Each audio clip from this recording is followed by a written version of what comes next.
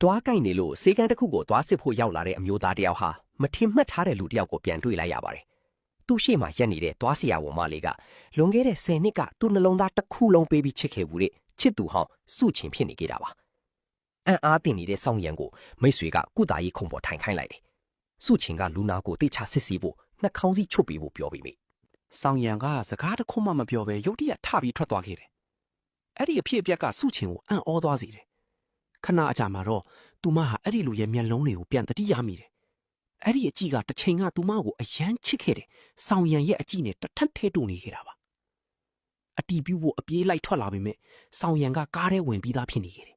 ။မိတ်ဆွေကစုချင်ပြေးလိုက်လာနေတာကိုပြောပေမဲ့ဆောင်ရံကတော့နောက်ပြန်မကြည့်ပဲကားမောင်းထွက်သွားခဲ့တာ။ဒါပေမဲ့အဲ့ဒီရှောင်းတိန်မှုကပဲစုချင်ကိုတေးကြစေခဲ့တယ်။အဲ့ဒီလူဟာတခြားသူမဟုတ်ပဲဆောင်ရံပဲဖြစ်နေခဲ့တာပါ။အဲ့ဒီချိန်မှာစုချင်ရဲ့အတွေးတွေဟာ10နှစ်အရင်ကအမှတ်တရတွေစီပြန်ရောက်သွားတယ်။ကျောင်းတီးရဲ့ပထမနေ့မှာပဲဆောင်ရံဟာတိတ်တိတ်ဆိတ်ဆိတ်နဲ့လှပနေတဲ့စုချင်ကိုမြင်မြင်ချင်းချစ်မိခဲ့တယ်။သူမနာမှာထိုင်နိုင်ဖို့နေရာတော်ပြောင်းယူခဲ့ပြီးအမြဲလိုလိုက်စနောက်ရင်သူတို့နှစ်ယောက်တန်ရိုးစင်တွေတိုးလာခဲ့ကြတယ်။နောက်ဆုံးမှာတော့သူတို့ဟာအားလုံးအားကြရတဲ့ချစ်သူနှစ်ယောက်ဖြစ်လာခဲ့ပါတယ်။ဒါပေမဲ့ကျောင်းပြီးသွားတဲ့နောက်မိသားစုဖိအားတွေကြောင့်စုချင်ဟာဆောင်ရံကိုလမ်းခွဲဖို့ဆုံးဖြတ်ခဲ့တယ်။ဆောင်ရံဘလောက်ပဲတာဘလောက်ပဲတောင်းမှန်စုချင်ကတော့နောက်ပြန်မကြည့်ပဲထွက်သွားခဲ့တယ်။အဲ့ဒီနေ့ကစပြီးသူတို့ရဲ့ဘဝလမ်းကြောင်းတွေကွဲသွားခဲ့ပါတယ်။အခုတော့အတိတ်ကအမှားတွေကိုပြန်ပြင်ကျင်လာတဲ့စုချင်ဟာဆောင်ရင်ကိုရှာဖို့မိသက်ဌာနတည်သွားခဲ့တယ်။ဒါပေမဲ့ဆောင်ရင်မရှိဘူးဆိုတဲ့အဖြေကိုပဲရခဲ့တယ်။ဝမ်းနဲစွာပြန်ထွက်လာချိန်မှာတော့ဝင်းထဲကခွေးလေးတစ်ကောင်ဟာဆောင်ရင်ပိုင်နဲ့ခွေးဖြစ်မှသိလိုက်ရတယ်။အဲ့ဒါကြောင့်သူမဟာဆောင်ရံထွက်လာမလားဆိုပြီးအချိန်တော်ကြာစောင့်နေခဲ့ပေမဲ့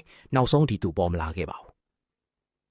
စိတ်ပြက်လက်ပြက်နဲ့ပြန်လာနေတဲ့လမ်းမှာတော့မိုးကြီးရုတ်တရက်သဲထန်စွာရွာချလာတယ်။တူးမြောင်းမေးလန်းကိုဖြတ်မောင်းနေစဉ်စုချင်ရဲ့ကားဟာရုတ်တရက်ဆက်ရက်သွားခဲ့တယ်။အကူကြီးခေါ်ဖို့ကြိုးစားနေတော့နောက်ကကားတစ်စီးကအရှင်ပြင်းပြင်းနဲ့ဝင်တိုက်လိုက်တယ်။ကားတကားပိတ်မိသွားပြီးဖွင့်မရတော့ဘူး။တစ်ဖက်မှာလည်းမိုးရေတွေတဖြည်းဖြည်းမြင့်တက်လာပြီးကားဟာတူးမြောင်းထဲကိုမျောပါသွားနေခဲ့တယ်။အသက်နဲ့တည်ချင်းချာမှာပိတ်မိနေတဲ့စုချင်ကိုတစ်ချိန်ကသူမနာကျင်အောင်လှုပ်ခဲ့မိတဲ့ဆောင်ရံကလာရောက်ခဲ့တယ်မိုးတဲထန်စွာရွာသွန်းနေတဲ့ညတညမှာစုချင်ဟာကားမောင်းရင်မတော်တဆတူးမြောင်းထဲကိုထိုးကျသွားခဲ့ပါကားထဲကိုရေဒီတဖြည်းဖြည်းဝင်လာပြီးအင်ဂျင်လည်းရပ်သွားခဲ့တယ်ကားကိုစွန့်ခွာဖို့ကြိုးစားပေမဲ့အဲ့ဒီအချိန်မှာပဲနောက်ကကားတစ်စီးဝင်တိုက်မိသွားတာကြောင့်တကားကပိတ်မိသွားပြီးဖွင့်မရတော့ပါဘူးအကူကြီးခေါ်ထားပေမဲ့ရေကတော့စက်တိုက်မြင့်တက်နေတယ်မကြခင်မှာကားတစ်စီးလုံးမြုပ်တော့မဲ့အချိန်တွေကိုရောက်လာပြီးစုချင်လည်းအရန်ကြောက်ရွံ့လာခဲ့တယ်ရေကလေဘင်းသားအထိရောက်လာချိန်မှာတော့အပေါ်ဘက်ကတတိုင်းတိုင်းတန်နေကြလိုက်ရတယ်အဲ့ဒီနောက်အလင်းတန်းတစ်ခုကမှန်ပေါ်ကိုထိုးကျလာခဲ့တယ်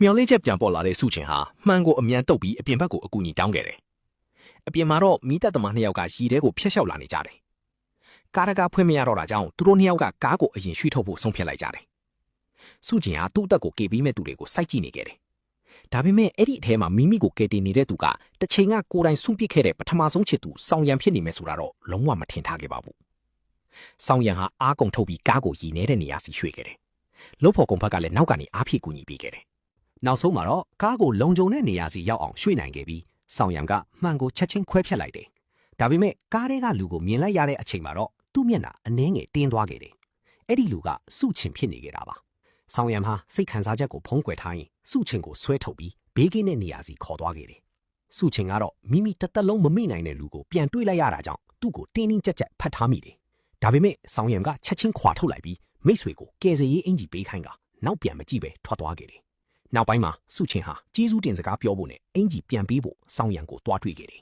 ။ဒါပေမဲ့ဆောင်ရံရဲ့အမူအရာကအေးဆက်နေစေပဲ။အဲ့ဒီလိုအခြေအနေမှာတော့စုချင်ကတက်တိမွေးပြီးသူတို့နှစ်ယောက်ပြန်ဆနိုင်မလားလို့မေးခဲ့တယ်။ဆောင်ရံကတော့မယုံနိုင်သလိုကြည့်နေခဲ့တယ်။တချင်ကအကြောင်းပြချက်တောင်မပေးဘဲသူ့နှလုံးသားကိုချိုးဖျက်သွားခဲ့တဲ့မိန်းကလေးကအခုမှပြန်လာပြီးပြန်ချစ်ခွင့်တောင်းနေတာကိုသူလက်မခံနိုင်ခဲ့ပါဘူး။ဒါကြောင့်လဲစုချင်ကိုပြက်ပြက်သားသားညှင်းပယ်လိုက်တယ်။မိသက်ဌာနကိုပြန်ရောက်ပြီးနောက်ဆောင်ရံဟာစိတ်ရှုပ်ထွေးမှုတွေကိုမေးဖြောက်ဖို့လိကျင်ရေးမှာပဲအားဆိုင်နေခဲ့တယ်။ဒါပေမဲ့လုပ်ဖို့ကွိုင်းဖက်တွေကစုချင်အကြောင်းစနှုံးနေကြတာကြောင့်ပိုပြီးစိတ်မသားဖြစ်လာခဲ့တယ်။တစ်ဖက်မှာတော့စုချင်ဟာမိသက်ဘေးကင်းရေးတင်နန်းတစ်ခုတက်ရမယ်ဆိုတာသိလိုက်ရတယ်။တင်နန်းပို့ချသူကဆောင်ရံဖြစ်မယ်လို့မျှော်လင့်ခဲ့ပေမဲ့တကယ်တမ်းစင်ပေါ်တက်လာသူကတော့သူ့ရဲ့လုပ်ဖို့ကွိုင်းဖက်လီမင်ဖြစ်နေခဲ့တယ်။တင်နန်းပြီးကနီးမှာမိသက်အဖွဲ့ရဲ့ဓာတ်ပုံပေါ်လာခဲ့ပြီးလူတွေကဓာတ်ပုံတွေကအမျိုးသမီးတစ်ယောက်ကိုလီမင်ရဲ့ချစ်သူလို့ပြောကြတယ်။အဲ့ဒီစကားကြောင့်စုချင်ရဲ့စိတ်ထဲမှာတန်တရားတွေပေါ်လာခဲ့တယ်။ဒါပေမဲ့အမှန်တရားကိုတော့ကိုယ်တိုင်မမြင်မချင်းမယုံနိုင်သေးပါဘူး။အဲ့ဒီအချိန်မှာပဲအရေးပေါ်ဖုန်းခေါ်ဆိုမှုတစ်ခုဝင်လာတယ်။ အပြင်လမ်းမကြီးပေါ်မှာမတော်တဆမှုကြီးဖြစ်ပေါ်နေပြီး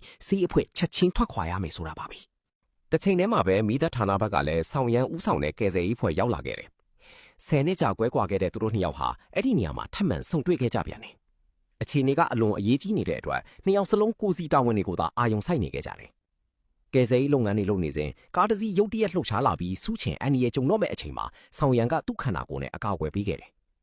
ကားစိတ်ပိုင်းတစ်ခုကသူ့ကြောကိုထိုးဆိုင်သွားပေမဲ့စုချင်စိတ်ပူမှဆိုလို့ဘာမှမဖြစ်သလိုဟန်ဆောင်နေခဲ့တယ်။ကယ်ဆယ်ရေးပြီးဆုံးသွားချိန်မှာတော့စုချင်ကဆောင်ရန်ကိုချက်ချင်းဆေးရုံလိုက်ဖို့အတင်းကျပ်တောင်းဆိုခဲ့တယ်။ဒါပေမဲ့ဆောင်ရန်ကငီးနေစေပဲ။ကံကောင်းစွာနဲ့သူတို့ရဲ့အထက်လူကြီးဝင်ရောက်လာပြီးဆောင်ရန်ကိုဆေးရုံသွားဖို့အမိန့်ပေးလိုက်တယ်။အဲ့ဒီလိုနဲ့ရှောင်ဖို့ကြိုးစားနေခဲ့တဲ့ဆောင်ရန်ဟာစုချင်နဲ့အတူဆေးရုံကိုမဖြစ်မနေလိုက်သွားတော့တယ်။ဒါပေမဲ့ तू မသိသေးတာကဒီတစ်ခေါက်ပြန်ဆုံမှုဟာ10နှစ်ကြာဖုံးကွယ်ထားခဲ့တဲ့အမှန်တရားတွေကိုတဖြည်းဖြည်းဖော်ထုတ်ပေးမယ်အစားပြုတစ်ခုဖြစ်နေခဲ့တာပါ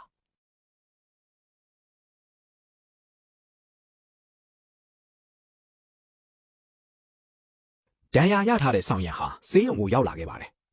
ဒါပေမဲ့ तू မထင်ထားတာကသူ့ကိုကူးတာပေးမဲ့ဆရာဝန်ကတစ်ချိန်ကသူ့နှလုံးသားကိုချိုးဖျက်ခဲ့တဲ့ချစ်သူဟောင်းစုချင်ဖြစ်နေခဲ့တာပါဆောင်ရံကချက်ချင်းပဲတခြားဆရာဝန်တယောက်ပြောင်းပေးဖို့တောင်းဆိုခဲ့တယ်။ဒါပေမဲ့စုချင်ကတော့ဒီအခွင့်အရေးကိုလက်လွတ်မခံချင်ခဲ့ဘူး။ကြံတဲ့ဆရာဝန်တွေအားလုံးအလို့မရနေတယ်လို့ပြောပြီးသူ့ကိုယ်တိုင်ပဲကုသပေးခဲ့တယ်။ရွေးချယ်စရာမရှိတော့တဲ့ဆောင်ရံဟာတိတ်တိတ်ဆိတ်ဆိတ်နဲ့ကုသမှုခံယူလိုက်ရတယ်။စုချင်ကတော့ဒဏ်ရာကိုတေးသေးချာချာပတ်တီးစီးပြီးနောက်နေ့ဆေးပြန်လာပြဖို့မှာကြားခဲ့တယ်။ဒါပေမဲ့ဆောင်ရံကတော့အေးစက်တဲ့လေတံနဲ့ညင်းပယ်လိုက်တယ်။အဲ့ဒီချိန်မှာပဲဆောင်ရံကိုသဘောကျနေတဲ့အမျိုးသမီးအကြီးအကဲတယောက်ရောက်လာခဲ့တယ်။သူမကဆောင်ရံရဲ့ဒဏ်ရာကိုစိုးရိမ်တကြီးမေးမြန်းပြီးအင်ဂျီဝတ်ပေးနေခဲ့တယ်။အဲ့ဒီမြင်ကွင်းကိုကြည့်ရင်စုချင်ရဲ့ရင်ထဲမှာဖော်မပြနိုင်တဲ့နာကျင်မှုတစ်ခုဖြစ်ပေါ်လာခဲ့တယ်။ဒါပေမဲ့ဆောင်ရံကတော့ဘာမှမရှင်းပြပဲထွက်သွားခဲ့ပြီးစုချင်တယောက်တည်းကြံ့ရည်ခဲ့တယ်။မကြခင်မှာပဲလူဖော်ကိုင်ဘက်တယောက်ကမတော်တဆဖြစ်ရမှာကယ်ဆယ်ခဲ့တဲ့လူနာတယောက်ကကူးစက်ယောဂါကိုတန်တရားရှိကြောင်းပြောလာခဲ့တယ်။အဲ့ဒီကမှစုချင်တတိရသွားတယ်။ဆောင်ရံဟာသူမကိုကာကွယ်ပြီးရင်ဒဏ်ရာရခဲ့သလိုအဲ့ဒီလူနာနဲ့လည်းဓာတ်ရိုက်ထိတွေ့ခဲ့တာပါ။တည်င်းကြကြချင်းဆောင်ရံကတပ်ဖွဲ့တစ်ခုလုံးကိုစုယုံပြီးစစ်ဆေးမှုခံယူဖို့ဆေးရုံကိုခေါ်လာခဲ့တယ်။သွေးစစ်ပြီးနောက်စုချင်ဟာဗိုင်းရပ်စ်ဆန့်ကျင်ဆေးတွေကိုအမြန်ယူလာခဲ့တယ်။ဒါပေမဲ့ပြဿနာကထိတွေ့ခဲ့တဲ့သူ4ယောက်ရှိပေမဲ့ဆေးက3တယ်ပဲရှိနေခဲ့တာပါ။ဆောင်ရံကဒဏ်ရာပွင့်ရှိနေတဲ့အတွက်အန်ဒီရဲ့အများဆုံးဖြစ်ပြီးဆေးကိုအရင်တောက်တယ်လို့စုချင်ပြောခဲ့တယ်။ဆောင်ရံကခေါင်းညှိလိုက်ပေမဲ့စုချင်သိမိခဲ့တယ်။သူဟာကိုယ်တိုင်မတောက်ဖဲတက်ဖွဲ့သားတွေကိုဦးစားပေးမယ်ဆိုတာပါပဲတကယ်လဲအဲ့တိုင်းဖြစ်ခဲ့တယ်ဆောင်ရံကသူ့တက်ဖွဲ့သား3ယောက်ကိုစေးတောက်ဖို့အမိန့်ပေးခဲ့ပြီးသူကိုယ်တိုင်တော့နောက်ဆုံးမှပဲနေခဲ့တယ်အဲ့ဒီမြင်ကွင်းကိုကြည့်ရင်စုချင်ရဲ့စိတ်ထဲမှာပိုပြီးစိုးရိမ်လာခဲ့တယ်အဲ့ဒီညမှာပဲသူမဟာကူးစက်ယောဂထိန်းချုပ်ရေးဌာနကိုဆက်သွယ်ပြီးစီအစ်စ်တီအမြန်ပို့ပေးဖို့ကြိုးစားခဲ့တယ်ဒီရအားလုံးကိုဆောင်ရံကသူ့ခန္ဓာကနေတိတ်တဆိတ်ကြားနေခဲ့တယ်စီအစ်စ်တီရောက်လာတဲ့အခါစုချင်ကချက်ချင်းပဲဆောင်ရံစီသွားပြီးခဲ့တယ်ပြီးတော့သူ့ဆုံးဖြတ်ချက်ကိုလေးစားမယ်နောက်ထပ်လည်းအနောက်ရှက်မပြီးတော့ဘူးလို့ပြောခဲ့တယ်ကံကောင်းစွာနဲ့နောက်ဆုံးစစ်ဆေးချက်ထွက်လာတဲ့အခါ၄ယောက်စလုံးမှာယောဂါဘုံမတွေ့ခဲ့ပါဘူးဒါကြောင့်စုချင်လည်းစိတ်သက်သာရသွားခဲ့တယ်ဒါပေမဲ့သူမရဲ့နှလုံးသားထဲကဝမ်းနည်းမှုကတော့မပြောက်သေးပါဘူး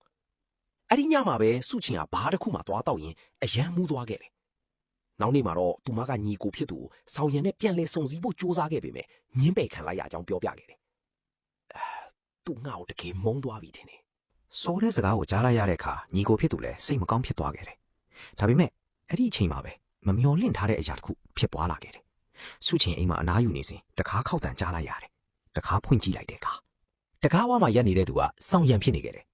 ဒါတင်မကပဲသူ့ရဲ့မိသားတပ်ဖွဲ့သားတွေပါအတူတူရောက်လာခဲ့ကြတာပါ